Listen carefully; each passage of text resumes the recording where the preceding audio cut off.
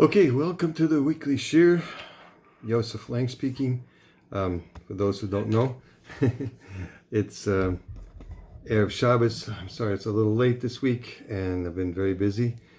And it's Chaf Tes Adar Sheni, and it's also Erev Rosh Chodesh Nisan, which I will tell you about that Segula later. Okay, so first of all, the Zera Shimshon. It's Parshas Tasriah, and we will take out 3 Sefer Torahs this week. Okay, so why is the Mesorah considered dead? Just one of the quotes on the Gemara.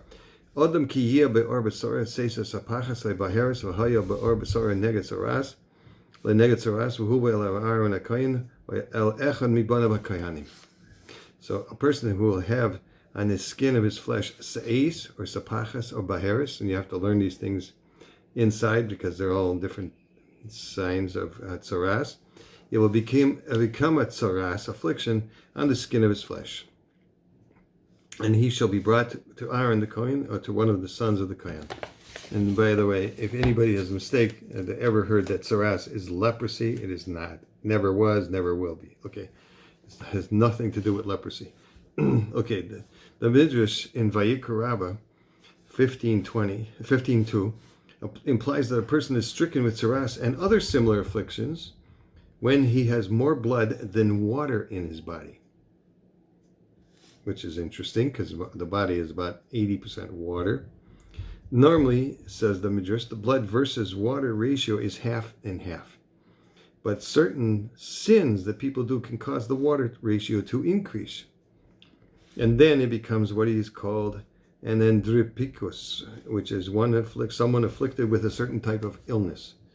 On the other hand, sometimes the ratio of blood to water increases and he becomes a mitzora. So both too much water, too much blood are diseases. Okay, according to this explanation, we need to understand why the Torah says then, if a person will have on the skin of his flesh, the blood is contained within the body, right? We know that. And in that case, this is where the tzoras is contained mainly as well. On the skin. Why then does the Torah imply that this affliction exists only on the skin? Okay, the Gemara says that Metzora is considered like a dead person. The Gemara in Nedarim 64b. The simple reason is due to what Aaron said about his sister Miriam, who was stricken with tzoras. Let her not be like the dead. It's a pasuk in Bamidbar. Another reason one might think that about a Metzora is like a dead person is because the impurity of both affects the entire tent in which they are found. That means that Metzora is sitting in a tent or under a tree or something like that, and somebody else passes underneath, he becomes Tomei. Okay, however, so just like a dead person, if something passes in an ohel, if something is overhead, and he passes, the tuma is in there, and there's something that covers them up by the tefach, then they become Tomei. However, we can suggest yet another possible approach by quoting the words of the Ran on Gemara Shabbos 107a, cited in the Taz in Orach Chaim 3:16-8.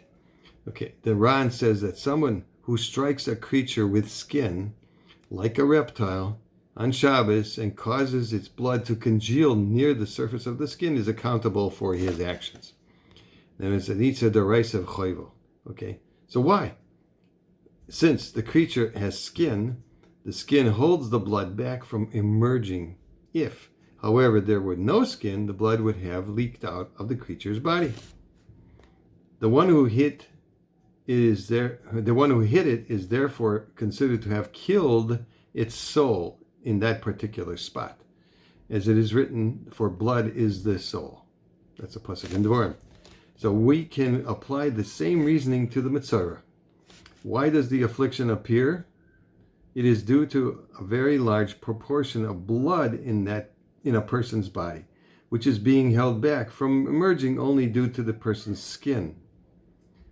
Since otherwise the body would get rid of the unnecessary blood.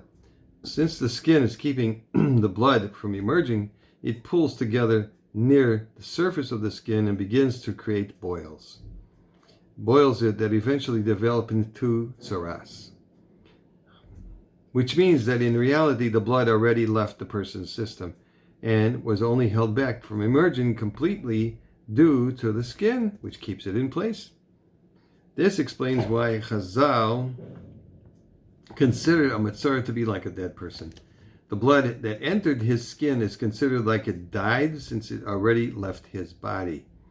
But was only stopped from emerging completely due to a technical issue, because the skin held it back. As the Ran points out, when blood pools near the surface, it is as if the soul has been taken out. With this explanation, we can also understand the reason the Torah says, if a person will have on the skin of his flesh, it is because the main cause of the tsaras was an overabundance of blood, which tries to emerge through the skin, thereby causing the lesions of tsaras on the surface of the skin. That's in Nazir Shimshon and our Parshan Ois Vav. I'm going to tell you quickly that Rabbi Avitan, the Segula rabbi, that's what they call him, and gave a wonderful explanation. This week you take out 3 Sefer Torahs because it's a Parshas Tazria, Rosh Chodesh and Chodesh.